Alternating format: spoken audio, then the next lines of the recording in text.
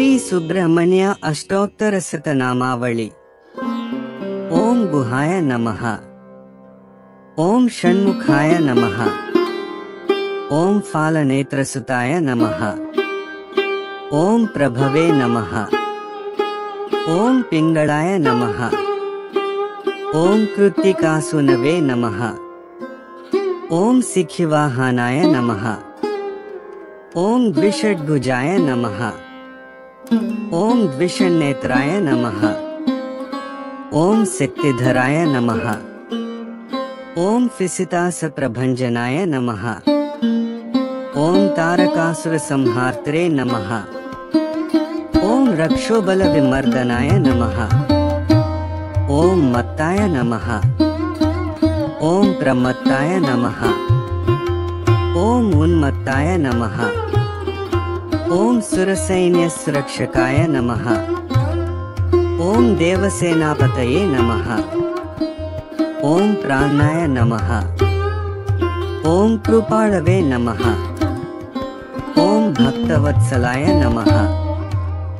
ओम उमासुताय नमः। ओम शक्तिधराय नमः। ओम कुमाराय नमः। ओम क्रोञ्चधारणाय नमः। ओम सेनानिये नमः। ओम अग्निजन्मने नमः। ओम विशाखाय नमः। ओम शंकरात्मजाय नमः। ओम शिवस्वामिने नमः। ओम गुणस्वामिने नमः। ओम सर्वस्वामिने नमः। ओम सनातनाय नमः। ओम अनंतशक्तिये नमः। ओम अक्षोभ्याय नमः। ओम पार्वती प्रियनंदनाय नमः। ओम गंगासुताय नमः। ओम सरोद्भूताय नमः। ओम आहूताय नमः। ओम पावकात्मजाय नमः। ओम जूम्भाय नमः। ओम प्रजूम्भाय नमः। ओम उज्जूम्भाय नमः। ओम कमलासन संस्थिताय नमः। ओम एकवर्णाय नमः। ओम द्विवर्णाय नमः। ओम त्रिवर्णाय नमः। ओम सुमनोहराय नमः। ओम चतुर्वर्णाय नमः। ओम पंचवर्णाय नमः। ओम प्रजापतये नमः। ओम अहर्पतये नमः। ओम अग्निगर्भाय नमः। ओम समीगर्भाय नमः। ओम विश्वरेतसे नमः। ओम सुरारिघ्ने नमः। ओम हरिद्वर्णाय नमः। ओम शुभकाराय नमः। ओम वटवे नमः। ओम वटवेशभृते नमः। ओम पूषाय नमः। ओम गभस्तिये नमः। ओम गहनाय नमः। ओम चंद्रवर्णाय नमः। ओम कलाधराय नमः। ओम मायाधराय नमः। ओम महामायिने नमः। ओम कैवल्याय नमः। ओम शंकरात्मजाय नमः। ओम विश्वयोनिये नमः। ओम अमेयात्मा नमः। ओम तेजोनिधये नमः। ओम अनामयाय नमः। ओम परमेष्टिने नमः। ओम परब्रह्मय नमः। ओम वेदगर्भाय नमः।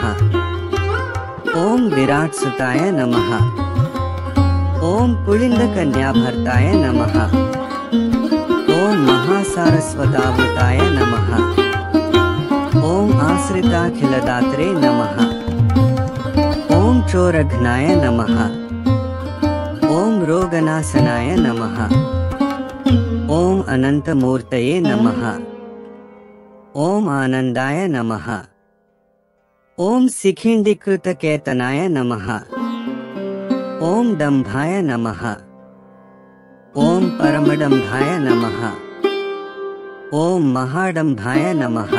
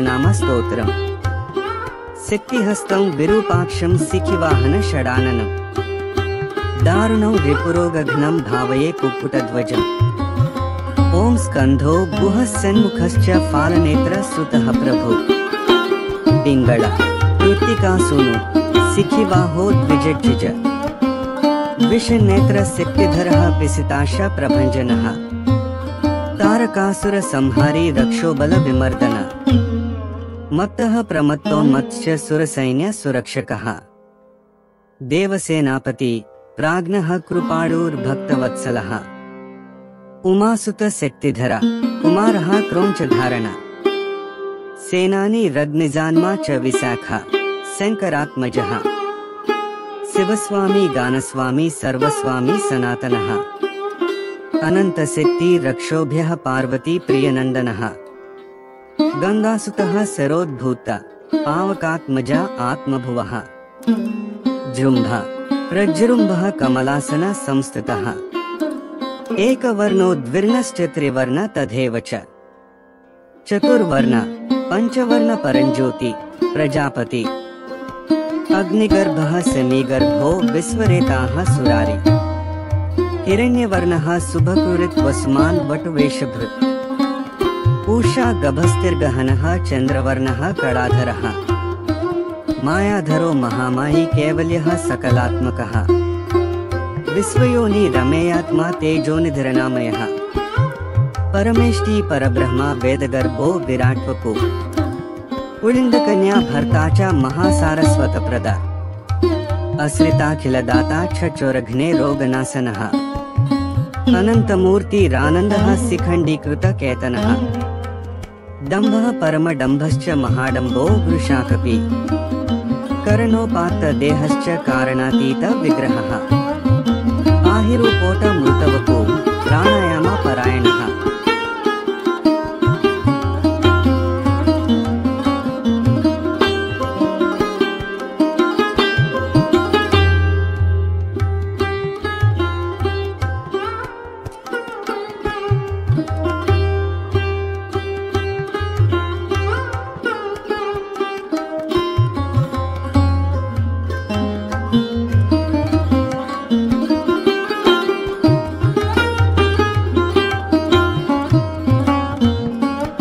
सुब्रह्मण्य स्तोत्रम् आदित्य विष्णु विघ्नेश रुद्र ब्रह्म मरुदना लोकपाला सर्वदेवाश्चराचरमिदं जगत् सर्वं त्वमेव ब्रह्मेव अहमक्षरम् अध्येयम् अप्रमेयं महासन्तमचलं निर्विकारकं निरालम्बं निराभासं सत्तामत्रमगोचरम् एवं त्वां मेधया बुद्ध्या सदा पसृन्ति सूरय यवमज्ञान गाढान्धतमोपहत चेतना सपश्यन्ति तथा मुधा सदा दुर्गति हेतवे विष्ट्यादीनि स्वरूपाणि लीलालोक विडम्बनम् कर्तुमुद्यम्य रूपाणि विविधानि भवन्ति च तत्तदुक्ता कथा सम्यक् नित्यसद्गति प्राप्तये भक्त्या श्रुत्वा पठित्वा च दृष्ट्या सम्पूज्य श्रद्धया सर्वान्यामानवाप्नोति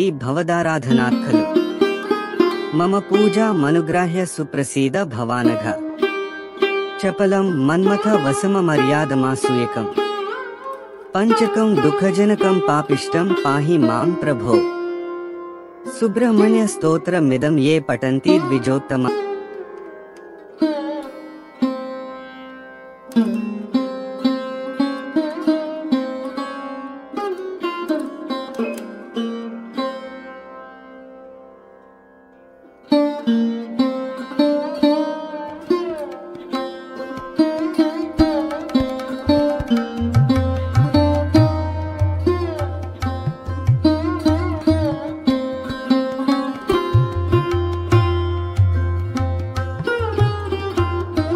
श्री सुब्रह्मण्य षट्क स्तोत्रम् ओम शरणागत माधुर मातिजितम् करुणाकर कामित कामहतम् सरकानन संभव चारुरुचे परिपालय तारक मारकमा हरसार समुद्भव हैमवनि करपल्लव लालित कमरतनो మురవైరి విరించి ముదంబునిదే పరిపాలయ తారక మారకమా గిరిజాసుత సాయక భిన్నగిరే सुरसिंधु तनूज सुवर्णर्चे सिखिजात सिखावड़ वाहन है परिपालय तारक मारकमा जय विप्र जनप्रिय वीरनमो जय भक्त जनप्रिय भद्रनमो जय देव विशाख कुमार नमः परिपालय तारक मारकमा पुरतो भवमे परितो भवमे पदिमो भगवान भवरक्षगतम् वितिराजिघमे विजयं भगवान परिपालय तारक मारकमा सरदिंचु समान शदाननय सरसीर्चिचारु विलोचनय निरुपाधिकमानि जबालतय परिपालय तारक मारकमा इति कुक्कुटकेतु मनुस्मरता।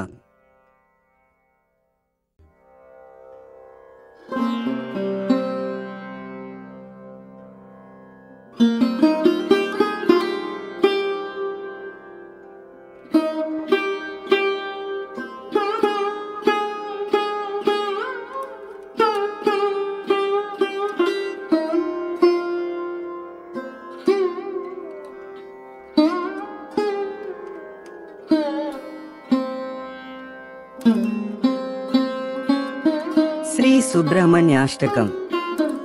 हे स्वामिनाथ करुणाकर दीन बंधो श्री पार्वती सुमुख पंकज पद्म बंधो श्री सादि देवगण पूजित पाद पद्म वल्लीसनाथ मम देहि करावलंबम् देवाधिदेवसुत देवगणाधिनाद देवेंद्र वंद्य मृदु पंकज मनजुपाद देवर्षि नारद मुनीन्द्र सुगीत कीर्ते वल्लीसनाथ मम देहि करावलंबम् नित्यान्नदान निरताखिल रोगहारिन् तस्मात् प्रदान परिपूरित भक्तकाम श्रुत्यागम प्रणवाच निज स्वरूप वल्लीसनाथ मम देहि करावलंबम् क्रो चामरेन्द्र मद खंडन सिद्धिशूल पासादि शस्त्र परिमंडित दिव्यपाणे श्री कुंडली सधृत तुंड सिखीन्द्रवाह वल्लीसनाथ मम देहि करावलंबम्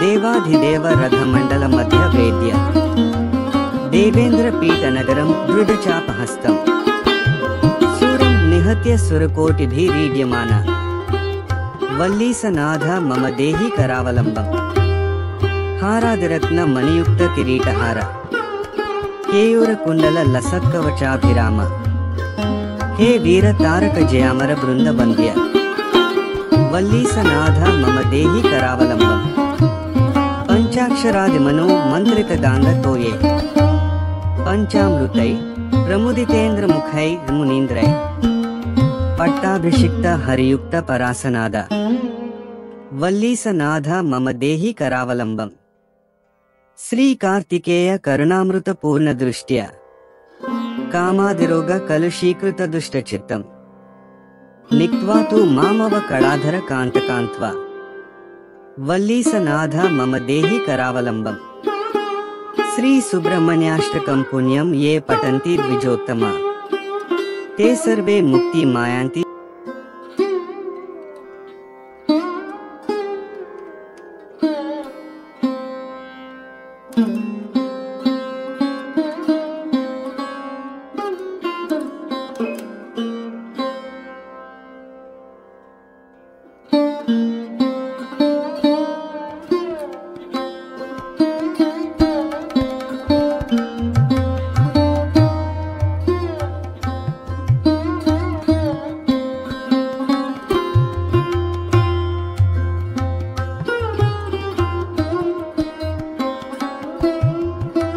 श्री सुब्रह्मण्य करावलंब स्तोत्रम्।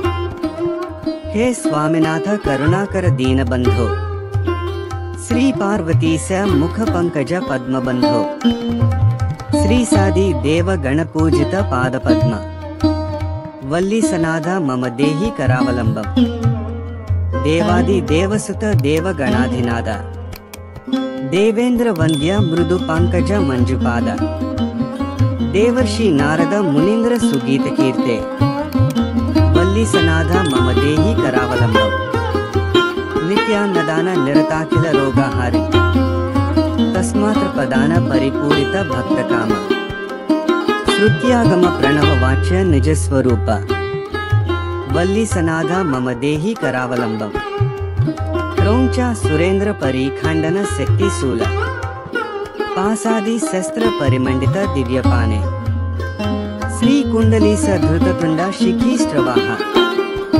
वल्लीसनाथ मम देहि करावलम्बम् देवादिदेव रथमंडल मध्यवेद्य देवेंद्र पीठ नगरं दृढ़ चापहस्तम् शूलं निहत्य सुरकोटि भिरीड्यमान वल्लीसनाथ मम देहि करावलम्बम् हारादि रत्न मणियुक्त किरीटहार केयूर कुंडल लसत्कवचाभिराम हे वीर तारक जयी मरबृंद वल्लीसनाथ मम देहि करावलम्बम् पंचाक्षरादि मनुमंत्रित गाग्नतोये पंचामृते प्रमुदितेन्द्र मुखैर मुनीन्द्रै पट्टाभिषिक्त हरियुक्त परासनाद वल्लीसनाथ मम देहि करावलम्बम् श्री कार्तिकेय करुणामृत पूर्ण दृष्ट्या कामादि रोग कलुषीकृत दुष्टचित्तम् भक्त्वा तु मामव कडाधर कांतिकन्त्या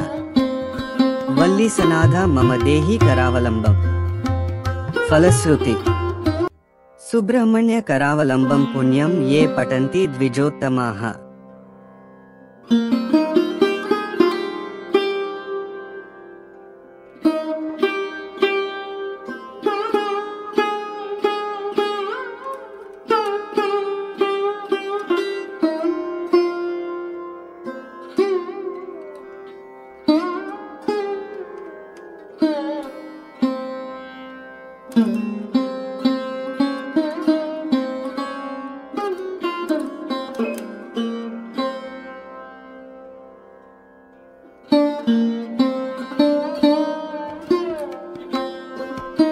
श्री षण्मुख दंडकम् ओम श्री सुब्रह्मण्य स्थूल सूक्ष्म प्रदर्शकायं प्रकीर्ति प्रदायं भजे दुर्धरायं भजेहं पवित्रं भजे शिवतेजं भजे स्थापकायं भजे प्रसन्न रूपं भजे दयामयवटंचुन प्रभातंबु సాయంత్రం మున్నీదు దివ్యనామ సంకీర్తనలు చేసినన్ నీ రూపు వర్ణించి నీ మీదనే దండకం బొక్కటిన్ జేనుహించి నీ దివ్యగానంబు కీర్తించి నీ దాసదాసుండనే శివభక్తుండనే నిన్ను నే గొల్చేదన నీవు దయాదృష్టిని జూచితే వేడుకలు చేసితే నా మొరాలించితే నన్ను రక్షించితే శివపార్వతీ ప్రియపుత్రాయ నిన్నెంచ నేనంత వాడన్ కరుణా కటాక్షంబున జూచితే దాతవై రోచితే తొల్లి షణ్ముఖుండవై కార్తికేయుండవై శివాహ్వానాన్ని మన్నించి కైలాసమునకున్ పోయి దేవసైన్యాధ్యక్షుండవై కీర్తిమంతుడవై చిత్రబర్హణవాహనుండవై పార్వతీ పరమేశ్వరాశీస్సులన్ పొంది కారే సాధకుండవై నీ వీర పరాక్రమంబులన్ జూపి అమరులకు నభయమునిచ్చి త్రైలోక్య పూజ్యుండవై 33 కోట్ల ద్వతలకు నిష్ణుండవై తారకాసుర సంహరివై సోనిత పురంబువై దండయాత్రను ప్రారంభించి పురంబు ముట్టడించి రణభేరుల్ మ్రోగించ విశాఖునిన్ రాయబారిగా ఆ యసుర పురంబుజకున్ జంప తారకాసురుండు రెట్టించి హెచ్చించి నాగ్రహంబుతో నీ మీదకున్ దండెత్త మనీవప్పుడే శివ పంచాక్షరిని జపించి మంత్రించి నీ దివ్య తేజంబుజన్ జూప తారకాసురుండ చెరువంద అమితోత్సాహుండవై పాశుపతాస్త్రమున్ ప్రయోగింప దైత్యులంతటన్ కకావికలైపోవన్నట్టి సమయంబునన్ తారకాసురన్ దృంచ నా దుష్టుడన్ పునర్జీవించి బాధ నొందింపగా నాతని కంఠమునందున్న శివలింగము నీవు ఛేదించి ఆ యసరునిన్ జంప లోకంబులానందమయ్యుండ నీ దివ్య తేజంబు సమస్త లోకంబులన్ బ్రసరింప వేల్పులందరున్ వేనోళ్ల బొగడంగా త్రిమూర్తులన్ హర్షించి మోదంబునన్ నీకు కళ్యాణమున్ జేయబోవంగా దేవసేనిన్ బెండ్లాడి సుఖంబునుండన్ నీవు శ్రీవల్ లినిన్ జూచి మోహింప ఉమామహేశ్వరుడన్నది గ్రహించి వైభవోపేతంబుగా శ్రీవల్లినిచ్చి వివాహంబు జేయ శ్రీ శివామోదంబుగా నిన్నునే సేవించి నా కుజ దోష నివారణకు నిన్ ప్రార్థింప ఆమోదంబు దేల్పినన్ బాయబే అష్టైశ్వర్య సామ్రాజ్యముల్ గల్గవే నీవే సమస్తంబుగా నెంచి ఈ దండకంబున్ పఠించుచున్ శివేశ్వరాయించున్ శివతేజంబుజన్ బేల్గుదువో వీర సుబ్రహ్మణ్యేశ్వర నీదు నామంబు స్మరించినంతన్ అంగారక గ్రహదోష నివార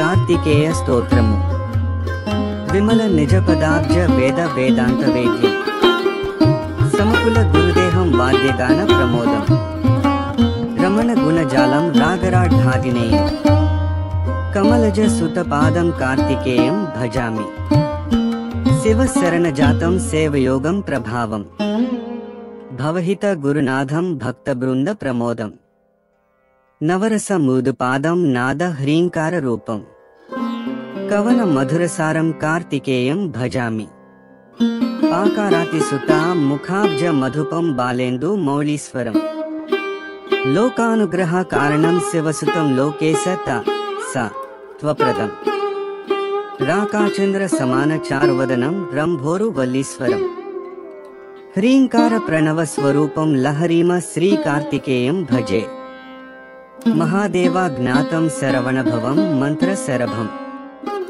మహాతత్వానందం పరమలహరి మందమధురం మహాదేవాతీతం సురగణం యుతం మంత్రవరదం గుహం వల్లీనాథం మమ హృది భజే గురుధగిరీశం నిత్యాకారం నిఖిల వరదం నిర్మలం బ్రహ్మతత్వం నిత్యం దేవైర్వినుత చరణం నిరికల్పాదియోగం నిత్యేడ్యం తం నిగమ విదితం నిర్గుణం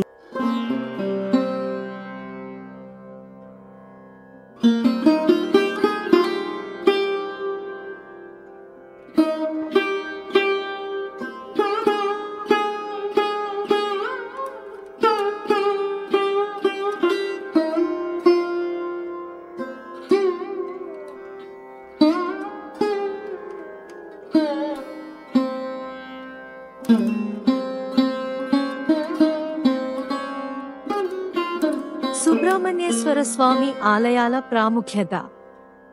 శివుని కుమారునిగా పూజలందుకునే సుబ్రహ్మణ్య స్వామికి పురాణాల పరంగా ఎంతో ప్రాముఖ్యత ఉంది.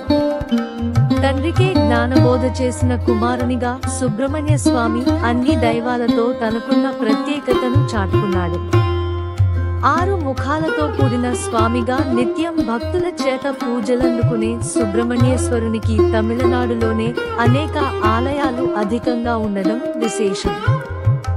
ఆంధ్రప్రదేశ్లో శైవ, వైష్ణవ క్షేత్రాలు అధికంగా ఉన్నట్టుగానే తమిళనాడులో సుబ్రహ్మణ్యేశ్వరుని ఆలయాలు ఎక్కువ సంఖ్యలో కొలువై ఉన్నాయి. 6 ముఖముల స్వామిగా తమిళులకు ప్రీతిపాత్రమైన సుబ్రహ్మణ్యేశ్వరుని 6 దివ్య ఆలయాలు కూడా తమిళనాడులోనే ఉన్నాయి. సుబ్రహ్మణ్యేశ్వరుని దివ్య రూపాలను దర్శించాలనుకునేవారు ఈ 6 క్షేత్రాలను దర్శిస్తే సరిపోతుంది. తిరుచెందూర్ సముద్రం పక్కనే కొలువైన అతి ప్రాచీన సుబ్రహ్మణ్యేశ్వరుని దేవాలయం తిరుచెందూర్లో ఉంది. సరన్ అనే రాక్షస రాజును సంహరించేందుకోసం స్వామివారు ఈ తిరుచెందూర్లో కొలువై నిలిచారట. తిరుచెందూర్లోని సుబ్రహ్మణ్య స్వామివారి విగ్రహం కూర్చుని ఉన్నట్టు ఉండడం ఆశ్చర్యకరం. కుంభకోణం స్వామి మలై అని పిలిచే ఈ క్షేత్రంకు అత్యంత విశిష్టత ఉంది. తన తండ్రి అయిన పరమశివునికి సుబ్రహ్మణ్య స్వామి జ్ఞానోపదేశము చేసిన ప్రదేశంగా ఈ స్వామిమలైని పేర్కొంటారు. పళని ఆంధ్రప్రదేశ్లోని తిరుమల క్షేత్రానికి ఎంతటి ప్రసిద్ధి ఉందో తమిళనాడులో పడవి క్షేత్రానికి అంతటి ప్రసిద్ధి ఉంది.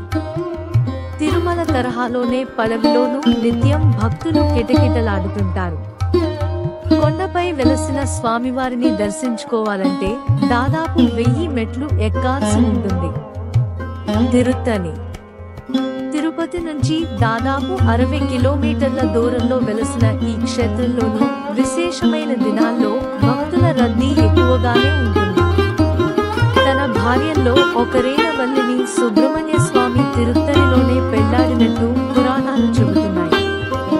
పరిముదిర్ చోళై దట్టమైన అడవి ప్రాంతంలో వెలసిన ఈ క్షేత్రం కూడా సుబ్రహ్మణ్య స్వామి దివ్య క్షేత్రాల్లో ఒకటిగా విలసిల్లుతోంది. పైన పేర్కొన్న క్షేత్రాలే కాకుండా తమిళనాడులోని చాలా ప్రదేశాల్లో సుబ్రహ్మణ్యేశ్వర స్వామి ఆలయాలు ఉన్నాయి. తిరువరంకున్రం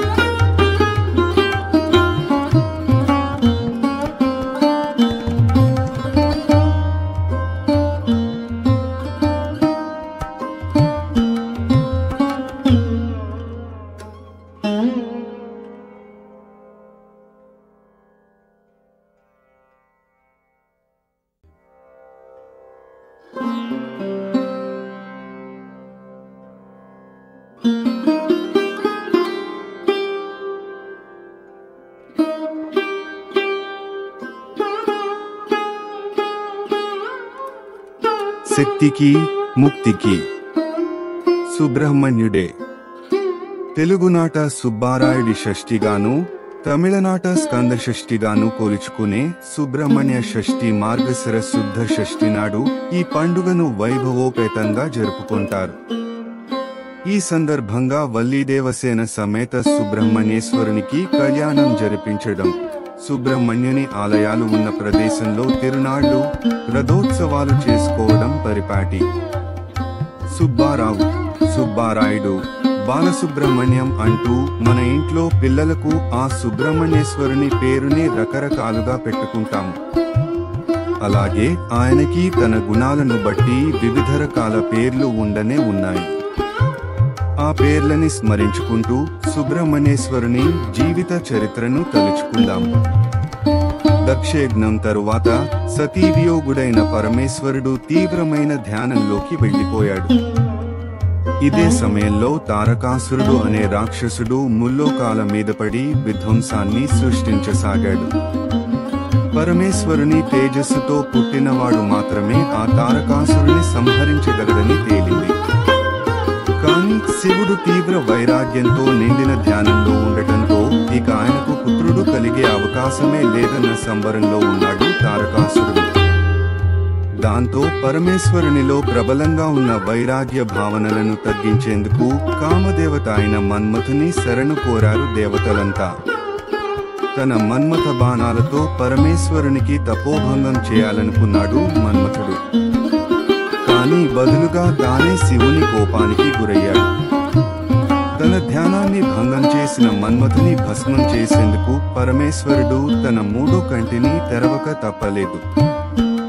ఆ సమయంలో శివుని నుంచి వెలువడిన శక్తి మన్మథుని భస్మం చేయడమే కాకుండా ఒక తేజస్సుగా మారింది. ఆ తేజస్సుని అగ్ని కూడా భరించలేక గంగానదిలో విడిచాడు. అక్కడ ఉన్న రెల్లు పొదల వద్ద ఆ తేజస్సు ఒక శిశువుగా మారింది. రెల్లు మొక్కలని శరం అంటారు. అలాంటి రెల్లు పొదలలో పుట్టినవాడు కాబట్టి శరవణుడు అయ్యాడు.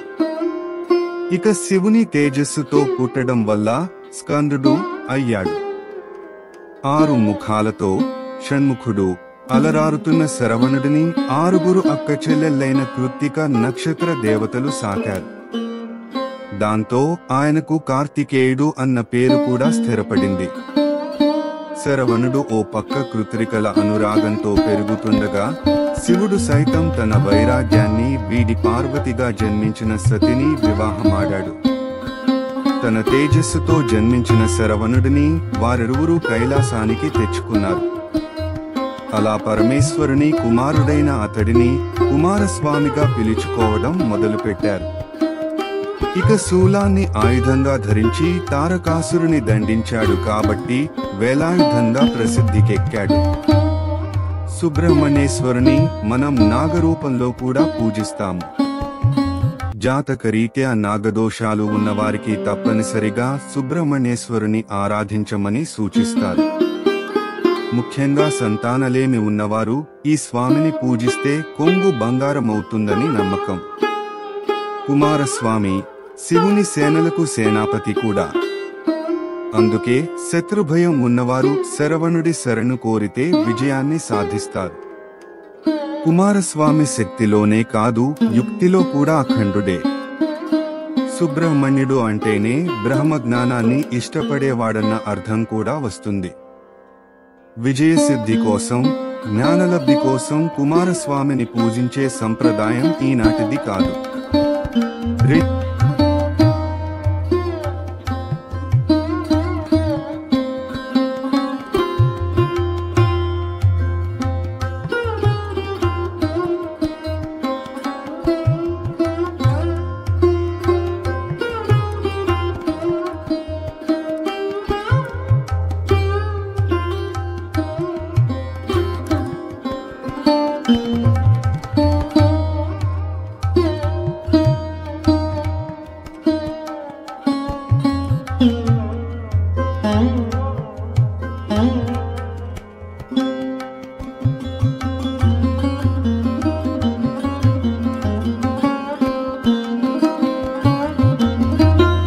కుమారస్వామిని ఆరాధిస్తే కలిగే లాభాలు. దక్షిణ భారతదేశంలోని ప్రజలు కుమారస్వామి పట్ల చూపే అభిమానం అంతా ఇంతా కాదు. తమిళనాడులో మురుగన్ అంటూ ముద్దుగా పిలుచుకున్న, తెలుగునాట సుబ్రహ్మణ్యేశ్వరుడు అంటూ భక్తితో తలుచుకున్న ఆ షణ్ముఖునికే చెల్లింది. అందుకే ఆయనను ఆరాధించేందుకు ఎన్నో పర్వదినాలను ఏర్పరుచుకున్నారు. వాటిలో ఒక ముఖ్యమైన పండుగే కుమార షష్ఠి. ఆ పండుగ సందర్భంగా ఆయన వైభవాన్ని ఓసారి తలుచుకుందాం. విజయాలకు కుమారస్వామి రెల్లుపోదలలో జన్మించాడన్న విషయం తెలిసిందే. రెల్లుగడ్డిని శరం అని పిలుస్తారు కాబట్టి ఆయనకు శరవణ అనే పేరు స్థిరపడింది. కాని శరం అన్న పదానికి బాణం అన్న అర్థం కూడా ఉంది. శివుని సేనలకు నాయకునిగా, ప్రతి యుద్ధంలోనూ ఆయనకు విజయాన్ని సాధించిపెట్టే యోధునిగా కుమారస్వామిని పేర్కొంటారు. అందుకే శత్రుభయం ఉన్నవారు, కోర్టు లావాదేవీలతో సతమతం అవుతున్నవారు, సమస్యల సుడిగుండంలో చిక్కుకున్నవారు ఆ స్వామిని కొలిస్తే ఎలాంటి పీడ నుంచైనా తప్పక విముక్తులవుతారట. సంతానానికి ఈ సృష్టిలో పార్వతీ పరమేశ్వరులని ఆది దంపతులకి చిహ్నంగా పేర్కొంటారు. వారి తనయుడు కాబట్టి సుబ్రహ్మణ్యుని కుమార స్వామిగా పేర్కొంటూ ఉంటారు. ఆ స్వామి అనుగ్రహం లభిస్తే సంతానం కలుగుతుందనే నమ్మకానికి ఇదే ప్రాతిపదిక. జ్ఞానానికి సుబ్రహ్మణ్యుడు అంటే జ్ఞానాన్ని ఇష్టపడేవాడు అన్న అర్థం కూడా వస్తుందట. పరమేశ్వరుని దయతో ఆ బ్రహ్మని సైతం ఓడించగల మేధస్సు కుమారస్వామికి అలవడిందని చెబుతారు.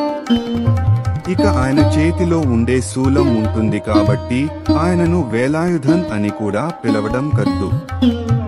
ఈ శూలం పదునైన ఆయుధానికే కాదు, సునిశితమైన బుద్ధికి కూడా ప్రతీక. కాబట్టి పిల్లలకు చక్కగా చదువు అబ్బాలన్నా, తెలివితేటలతో మెలగాలన్నా ఆ స్వామిని కొలవమని సూచిస్తుంటారు. ఆధ్యాత్మిక ఉన్నతికి శివుని తేజం రేతస్సుగా మారి గంగానదిలో పడిందని, అది 6 భాగాలుగా మారిందని కుమారస్వామి జననం గురించి చెబుతుంటారు. ఆ 6 భాగాలను 6 కృత్తికలనే అక్కచెల్లెళ్ళు పెంచారట. అందుకనే కుమారస్వామిని షణ్ముఖుడు అని పేర్కొంటారు.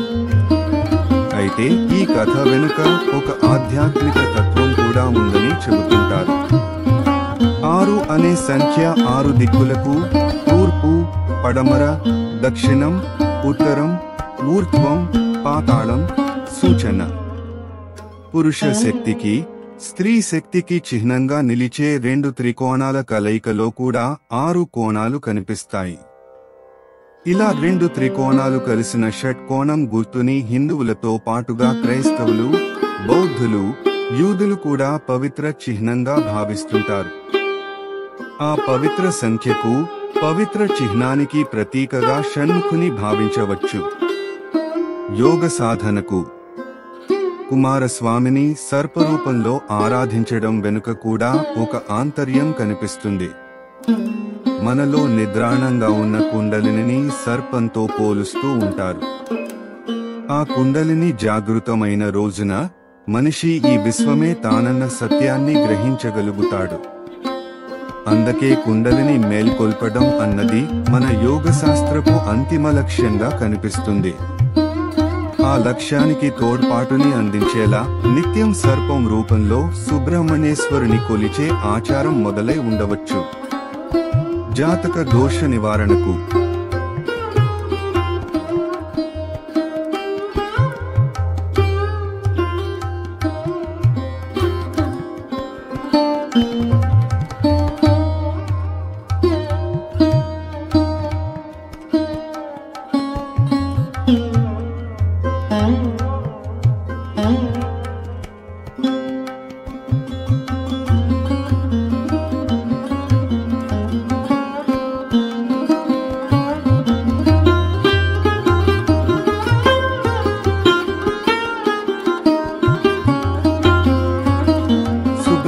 స్వామి దగ్గర కోడి పుంజు ఎందుకు? సుబ్రహ్మణ్యేశ్వర స్వామి వాహనం ఏది అంటే నెమలి అని తక్కువ చెప్పేస్తారు. కానీ ఆయన చిత్రాల్లో ఓ మూలన కోడి పుంజు కూడా కనిపిస్తుంది. మన దగ్గర తక్కువే కాని తమిళనాడులో అయితే కార్తికేయుని ఆలయాలలో కోడి పుంజులని పెంచుతుంటారు. ఇంతకీ కార్తికేయునికి కోడి పుంజుకి మధ్య అనుబంధం ఏమిటి? ఈ విషయం తెలియాలంటే ఆయన జన్మ వృత్తాంతాన్ని ఓసారి గుర్తు చేసుకోవాల్సిందే. దక్షయజ్ఞంలో తన భార్య సతీదేవి మరణించడంతో శివుడు తీవ్ర వైరాగ్యంలో మునిగిపోయాడు. ఒక పక్క శివునికి భార్య లేదు, మరో వివాహం చేసుకునే స్థితిలోనూ లేడు. ఇలాంటి సమయంలో ఆయనకి సంతానం కలిగే అవకాశం లేదని ముల్లోకాలు భావించాయి. తారకాసురుడు, శూరపద్ముడు అనే రాక్షసులు ఇదే అదనుగా భావించారు. తమకి శివుని కుమారుని చేతిలో తప్ప అన్యుల చేతిలో మరణం రాకూడదన్న వరాన్ని పొందారు. వరాన్ని పొందిన ఆ రాక్షసులు ఆగడాలకు అంతులేకుండా పోయింది. ఏకంగా స్వర్గం మీదకే దండెత్తి ఇంద్రుని జయించారు. ఇలాంటి పరిస్థితిలో దిక్కుతోచని దేవతలు శివుని వైరాగ్యాన్ని భగ్నం చేయమంటూ ఆ మన్మథుని వేడుకున్నారు. కాని ఆ ప్రయత్నం చేయబోయిన మన్మథుడు శివుని కోపానికి గురై భస్మమైపోయాడు. ఆ సమయంలో శివుని నుంచి వెలువడిన కాంతిపుంజమే కార్తికేయునిగా అవతరించింది. శివుని కాంతిపుంజాన్ని అగ్నిదేవుడు సైతం భరించలేకపోయాడు. ఆయన దానిని గంగానదిలో విడిచిపెట్టాడు.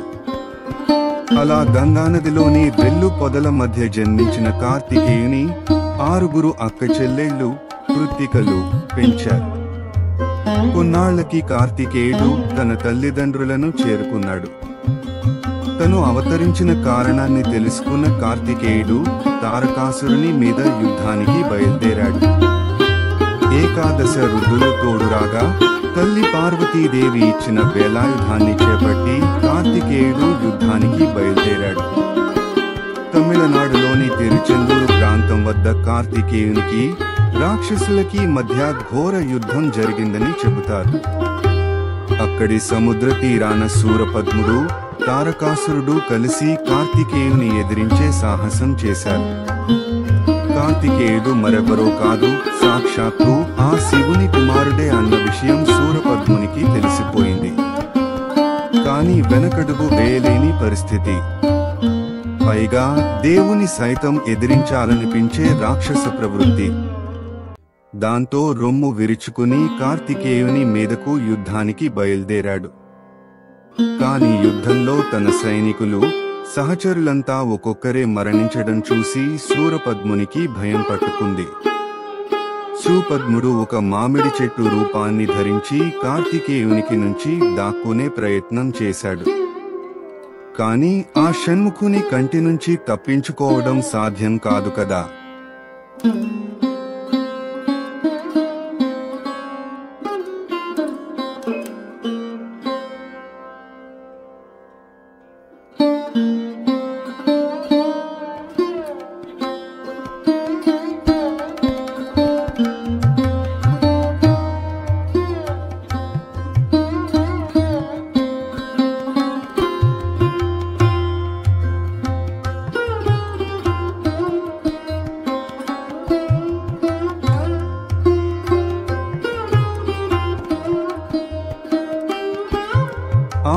ముఖాల స్వామికి 6 ఆలయాలు.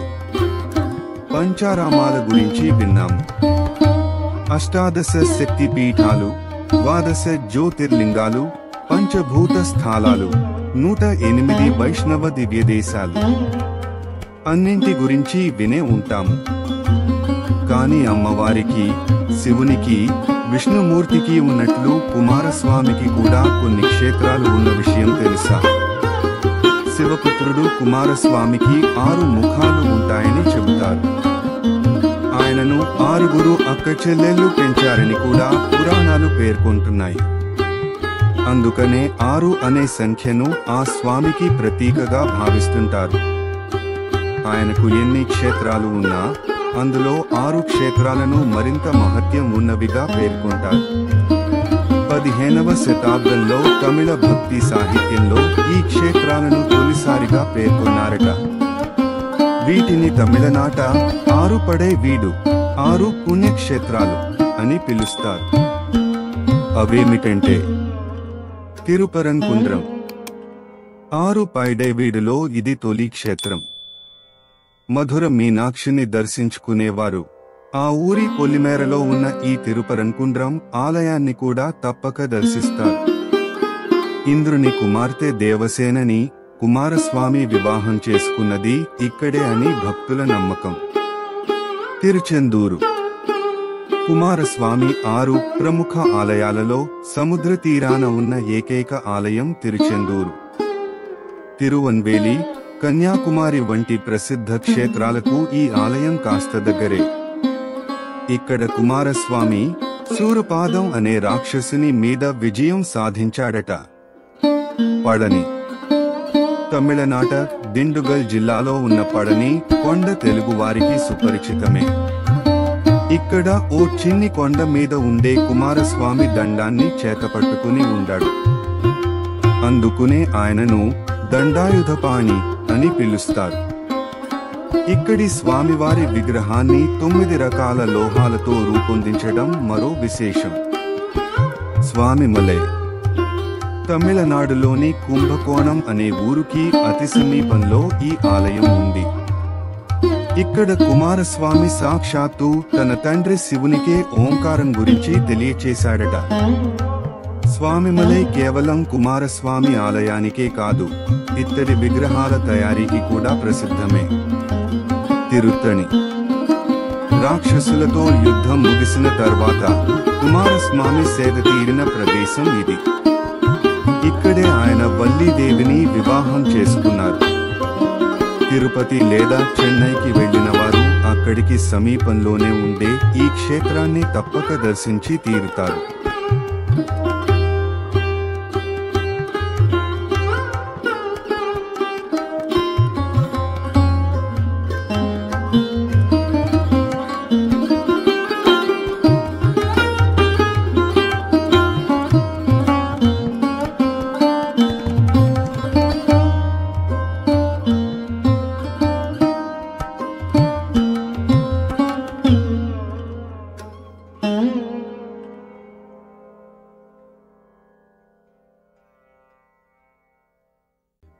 ప్రపంచంలోనే ఎత్తైన కుమారస్వామి విగ్రహం. సుబ్రహ్మణ్యేశ్వర స్వామి, షణ్ముఖుడు, కార్తికేయుడు, కుమారస్వామి, స్కందుడు, శరవణుడు. పేరు ఏదైతేనే ఆ శివుని కుమారుని తమ ఇష్టదైవంగా భావిస్తారు భక్తులు. ముఖ్యంగా దక్షిణాది ప్రజలు ఎక్కడ ఉన్నా ఆయనని పూజించుకునేందుకు ఓ ఆలయాన్ని నిర్మించుకుంటారు. అలా మలేసియాలో స్వామివారి వైభవాన్ని చాటుతున్న ఆలయమే బటు గుహలో నెలకొల్పిన స్వామివారి సన్నిధి. తమిళ ప్రజలు కుమారస్వామిని మురుగన్ అన్న పేరుతో కొలుచుకుంటారు. మురుగన్ అంటే అందమైన వాడు అని అర్థం. మరి ఆ అందమైన రూపం ఎంత ఎత్తుగా ఉంటే చూసేందుకు అంత కన్నుల పండువగా ఉంటుంది కదా. అందుకనే మలేసియాలో 140 అడుగుల ఎత్తైన మురుగన్ విగ్రహాన్ని నెలకొల్పారు. ప్రపంచంలోనే ఇది ఎత్తైన మురుగన్ రూపం. అయితే ఈ విగ్రహం ఒక ఆరంభం మాత్రమే. బటు గుహల ప్రవేశ ద్వారం వద్ద ఉన్న ఈ విగ్రహాన్ని దాటుకుని వెళ్తే కుమారస్వామికి సంబంధించిన అనేక ముఖ్యాలయాలు దర్శనమిస్తాయి. బటు గుహలు సున్నపురాతితో ఏర్పడిన సహజ సిద్ధమైన గుహలు. ఇవి ఏర్పడి కొన్ని కోట్ల సంవత్సరాలు గడిచిందని చెబుతారు. విశాలమైన ఈ సున్నపు గుహలను చూసేందుకు ఎక్కడెక్కడి నుంచో పర్యాటకులు వస్తూ ఉండేవారు. అలా ఒకసారి మలేసియాలో స్థిరపడిన తంబూస్వామి పిళ్ళై అనే ఆయన ఈ గుహల దగ్గరకు చేరుకున్నాడట. గుహని చూస్తున్న ఆయనకు ఓ విచిత్రం కనిపించింది. బటు గుహలలో ఒకదాని ప్రవేశద్వారం అచ్చు శూలం ధరించిన కుమారస్వామిలా కనిపించింది. దాంతో ఆ గుహలో స్వామి వారికి ఒక ఆలయాన్ని ఎందుకు నిర్మించకూడదను అనుకున్నారు. అలా రూపుదిద్దుకున్నదే బటు గుహలలో మురుగన్ ఆలయం. స్వామివారి ఆలయాన్ని నిర్మించి ఇప్పటికి దాదాపు 125 సంవత్సరాలు గడిచిపోయాయి. అప్పటి నుంచి ఏటా భక్తులు అసంఖ్యాకంగా బటు గుహలకు చేరుకుంటూనే ఉన్నారు. ఈ గుహలకు సమీపంలో ఉన్న బటు నదిలో స్నానం చేసి వారు గుహ ఉన్న కొండ దగ్గరకు చేరుకుంటారు. ఇక్కడి నుంచి గుహలోకి వెళ్లేందుకు 272 మెట్లు ఉన్నాయి. ఆ మెట్లను సునాయాసంగా ఎక్కేందుకు భక్తులకు తోడుగా ఉండేందుక అన్నట్లు ఆరంభంలో బ్రహ్మాండమైన మురుగన్ విగ్రహాన్ని నెలకొల్పారు. బటు కొండ మీద కేవలం మురుగన్ ఉన్న గుహలే కాదు, చిన్నా చితక చాలా గుహలే కనిపిస్తాయి. వాటిలో రాములవారు, వినాయకుడు, శివుడు, మీనాక్షిదేవి, నవగ్రహాలు ఇలా అనేక మంది దేవతలను ప్రతిష్ఠించారు. గుహల దిగువన పెద్ద మురుగన్ విగ్రహం ఉన్నట్లే రాముల వారిని నెలకొల్పిన గుహ బయట కూడా 50 అడుగుల ఎత్తైన ఆంజనేయుని విగ్రహం కనిపిస్తుంది. ప్రకృతి సిద్ధమైన ఈ బటు గుహలలో అరుదైన జీవరాశి కూడా ఉంది. వాటికి నష్టం కలగకుండా ఉండేందుకు కొన్ని గుహలలోకి పర్యాటకులను అనుమతించదు. అయినా మురుగన్ భక్తులు బటు కొండను ఎక్కాలనుకునే పర్వతారోహకులతో ఈ ప్రాంతం కిటకిటలాడిపోతుంటుంది. ఇక జనవరి ఫిబ్రవరిలో వచ్చే తైపూస మాసంలో భక్తులు తాకిడి మరింత పెరిగిపోతుంది. ఆ సమయంలో స్వామివారికి ప్రత్యేక ఉత్సవాలు జరుగుతాయి. ఆ ఉత్సవాలలో పాల్గొనేందుకు ఎంతో దూరం నుంచి భక్తులు కావడి కట్టుకుని బటు గుహలకు చేరుకుంటారు. బటు గుహల వెలుపల ఉన్న మురుగన్ విగ్రహాన్ని మనం తరచూ సినిమాలో చూస్తూనే ఉంటాము.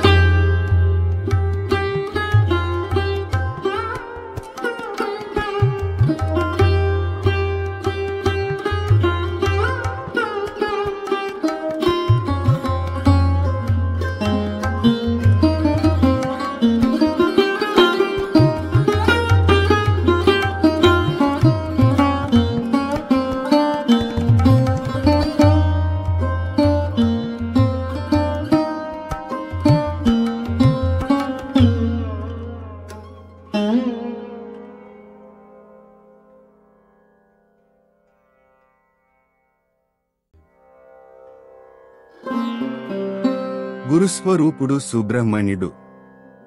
నాగుల చవితి అనగానే మనకు దీపావళి పండుగ తరువాత జరుపుకునే పండుగ గుర్తుకు వస్తుంది. కానీ ఆంధ్రప్రదేశ్లోని రాయలసీమ, తెలంగాణలోని కొన్ని ప్రాంతాలలో శ్రావణ మాసంలోని 4వ రోజును నాగుల చవితిగా జరుపుకుంటారు. ఆ తర్వాత రోజును నాగపంచమిగా పాటిస్తారు. దీపావళి తర్వాత నాగుల చవితిని ఏ విధంగా చేసుకుంటామో అదే విధంగా శ్రావణ మాసంలో జరుపుకునే నాగుల చవితిని నాగపంచమిని జరుపుకుంటారు. ఈ రోజు సుబ్రహ్మణ్య స్వామి దేవాలయానికి వెళ్లి పుట్టలో పాలు పోసి స్వామిని ఆరాధిస్తారు. కొందరు బంగారంతో కాని, వెండితో కాని, మట్టితో కాని చేసిన నాగపడగలను దానం చేస్తారు. ఇలా చేయడం వల్ల సర్పదోషాలు పోతాయని భావిస్తారు. రైతులు ఈ నాగపంచమి, నాగుల చవితి రోజున భూమిని తవ్వడం, చదును చేయడం వంటి పనులు చేయరు. సుబ్రహ్మణ్య స్వామి గురించిన ప్రత్యేక వ్యాసం. గురుస్వరూపుడు సుబ్రహ్మణ్యుడు. పరమపురుషుడు శివుడు లేదా విష్ణువు, అవ్యక్త శక్తి ఉమాదేవి, లేదా లక్ష్మి, వీరిరువురి సంయోగమైన సమన్యాయమూర్తి కుమారస్వామి. ఈయననే స్కందుడు, సుబ్రహ్మణ్యుడు, షణ్ముఖుడు మొదలైన పేర్లతో శాస్త్రాలు సన్నతించాయి. కుమారస్వామిని అర్చించడం అంటే పార్వతీ పరమేశ్వరులను, లక్ష్మీ నారాయణులను ఆరాధించడమే. బ్రహ్మచేత నిర్మితమైన అగ్నిమయ దివ్య శరణం రెల్లు తప్ప లో శివతేజం షణ్ముఖాకృతి ధరించిందని గాథ. కుమారస్వామి యొక్క అగ్నిమయ శివశక్తి రూపాన్ని స్పష్టం చేసే గాథలో ఇది ఒకటి.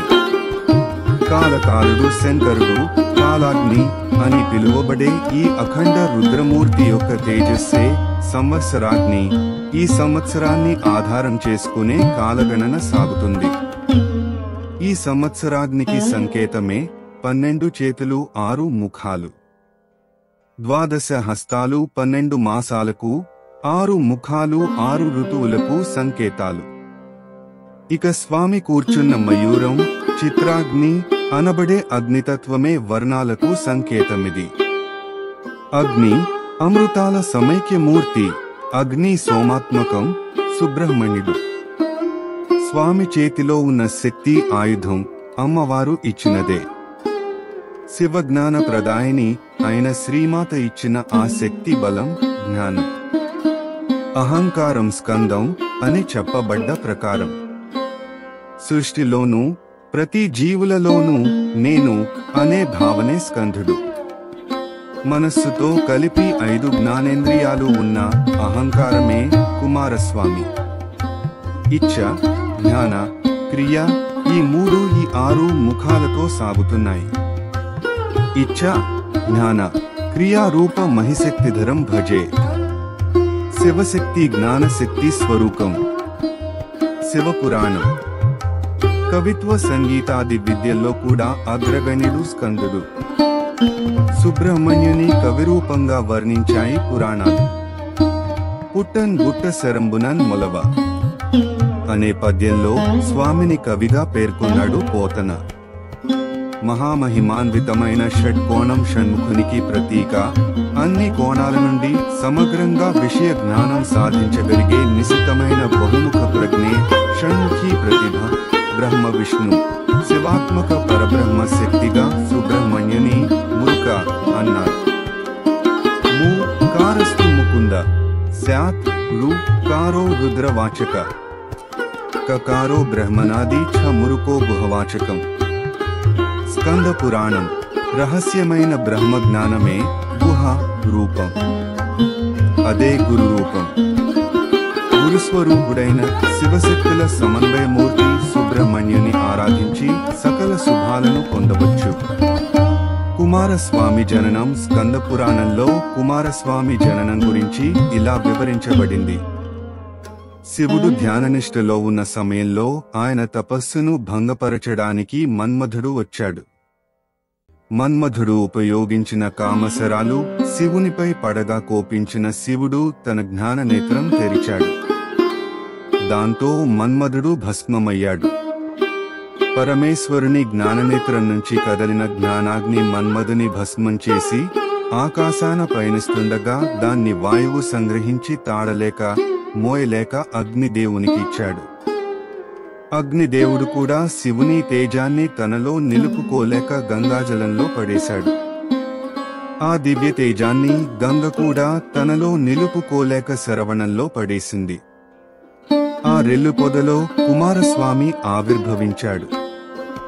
అందువల్ల కుమారస్వామి శరవణుడు, శరవణోద్భవుడు అని కూడా అంటారు.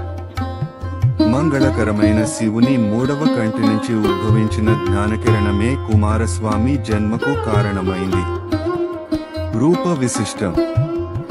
కుమారస్వామికి 6 తలలు ఉండటం చేత షణ్ముఖుడు అనే పేరు వచ్చింది. సుబ్రహ్మణ్య స్వామి జ్ఞానస్వరూపం. అందుచేతనే అజ్ఞాన స్వరూపులైన రాక్షసులను హతమార్చాడు. అజ్ఞానానికి